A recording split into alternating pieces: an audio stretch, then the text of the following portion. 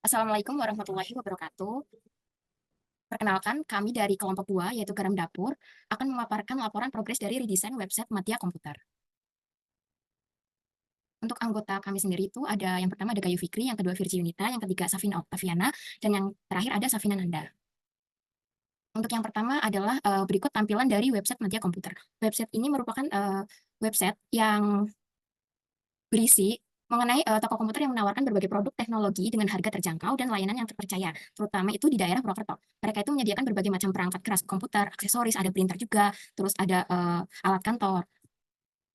Lalu untuk selanjutnya, yang pertama step 1 itu ada Know User and Client. Untuk user sendiri yaitu pelanggan yang mencari perangkat komputer dan layanan terkait lainnya. Untuk kliennya yaitu ada klien utama kami, ada Madya Komputer yang menginginkan desain ulang website untuk meningkatkan penjualan mereka dan loyalitas pelanggan. Untuk bagian user persona dari administrator, yaitu kami telah melakukan wawancara dengan administrator dari website Madya Komputer sendiri, yaitu dengan nama Wahyu yang usianya 24, dengan jenis kelamin laki-laki, dan pekerjaannya yaitu administrator website Madya Komputer. Hobinya adalah menonton film, kebiasaan digitalnya yaitu nonton YouTube, serta main game, dan pain point itu warna yang mencolok, sulit akses di handphone. Untuk selanjutnya ada user persona dari pengguna website Madya Komputer. Jadi di sini kami sudah membuat kuesioner website Madya Komputer yang di-share kepada orang-orang yang mengunjungi Madya Komputer sendiri. Jadi di sini tuh ada 20 responden totalnya.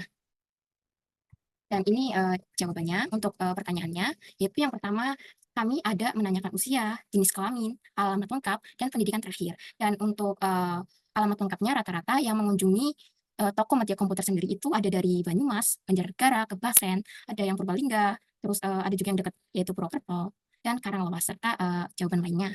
Terus selanjutnya kami menanyakan pekerjaannya, lalu seberapa sering mereka mengakses website untuk belanja online, lalu hobinya, serta bagaimana tingkat kenyamanannya dalam bertransaksi online. Bisa dilihat pada gambar. Lalu untuk selanjutnya ada pertanyaan mengenai perangkat yang paling sering digunakan untuk belanja online, lalu alasan utama dari mereka mengunjungi website Madya Komputer, lalu ada mereka apakah pernah mengunjungi atau mengakses website Madya Komputer, lalu bagaimana kesan pertama mereka saat mengakses tampilan website tersebut. Untuk pertanyaan selanjutnya ada pertanyaan mengenai tampilan website, apakah websitenya menarik secara visual, lalu penilaian dari susunan menu navigasinya, lalu apakah warna-warnanya itu nyaman untuk dilihat, lalu apakah ukuran teks atau fontnya itu sudah sesuai. Lalu untuk selanjutnya ada pertanyaan seperti ini yang ada pada layar. Oke, singkat saja. Selanjutnya ada pertanyaan ini juga. Oke, dan beberapa dari mereka itu mengajukan saran, yaitu yang berisi seperti buat banner yang simple agar tampilan webnya tidak terlalu ramai, lalu banner pada homepage terlalu ramai, lalu desain visual websitenya itu diperbarui agar terlihat modern, dan saran-saran lainnya. Jadi dari kuesioner tersebut dapat disimpulkan bahwa berdasarkan masukan dari pengguna, redesign website Madya Komputer itu perlu fokus pada penyederhanaan menu navigasi agar lebih mudah digunakan dengan kategori produk yang tidak terlalu banyak. Fitur pencariannya itu harus ditingkatkan agar lebih akurat, serta dapat memfilter produk berdasarkan kategori atau harga. Lalu desain visual websitenya itu harus diperbarui agar lebih modern dan menarik. Dan tampilan halaman beranda dan banner perlu disederhanakan agar tidak terlihat terlalu ramai. Dan fitur zoom pada gambar produknya itu sebaiknya dihilangkan untuk kenyamanan penggunanya. Untuk selanjutnya, silakan. Kemudian kita masuk ke bisnis functionnya. Di sini terdapat beberapa masalah pada website. Yang pertama, pada halaman beranda itu ada gambar header itu tidak terlihat rapi, kemudian tampilan visualnya kurang efektif, dan terdapat menu ganda. Kemudian di halaman tentang kami itu terdapat menu navigasi yang tidak rapi juga. Kemudian pada halaman cara belanja itu terdapat menu navigasi yang sama. Kemudian pada halaman tersebut juga fontnya itu tidak rapi. Kemudian pada halaman kontak kami itu terdapat menu navigasi yang tidak rapi juga. Dan yang terakhir itu pada halaman sitemap itu terdapat menu navigasi yang tidak rapi dan halaman terlalu panjang sehingga tidak efektif. Kemudian di sini ada pihak yang diuntungkan dan tujuan redesign-nya itu yang pertama itu admin, yaitu menciptakan tampilan website yang lebih menarik dan fungsional untuk pengguna. Kemudian juga untuk mempermudah perbaikan UI berdasarkan riset perilaku pengguna.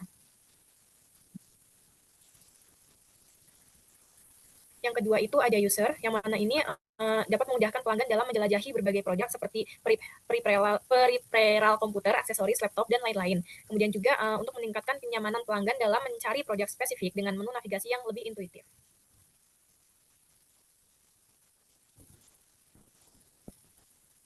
Kemudian untuk situasi penggunanya sendiri, yang pertama itu ada faktor eksternalnya, yang mana pengguna ini mencari situs yang mudah digunakan dan cepat dalam mengakses berbagai produk teknologi. Yang selanjutnya itu pengguna juga mengharapkan pengalaman belanja yang lebih canggih dan user friendly.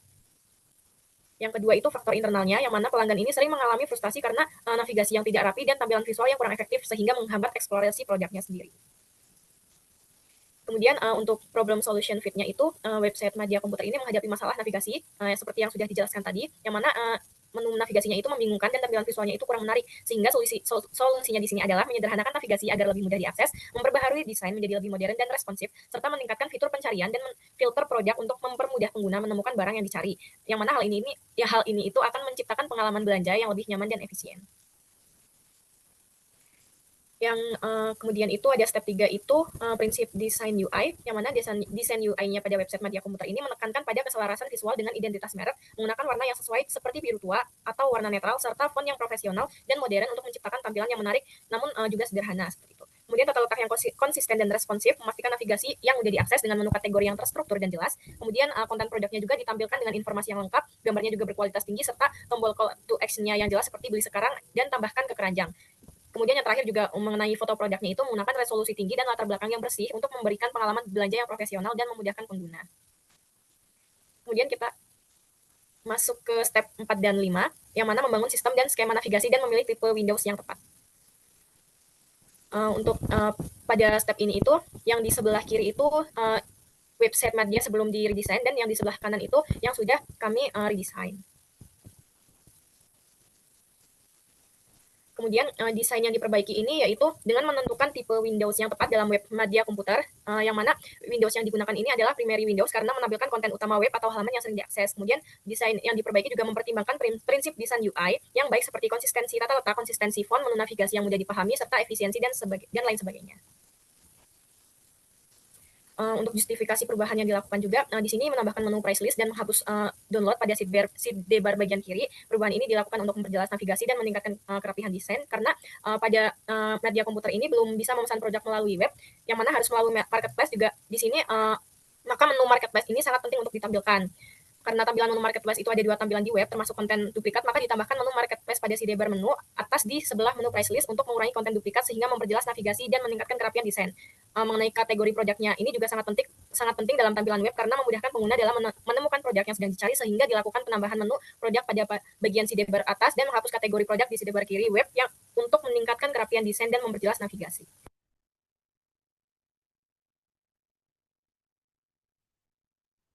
Baik, selanjutnya adalah proses desain untuk step 6 dan juga 7, yaitu memilih perangkat interaksi yang tepat dan memilih screen based control yang tepat.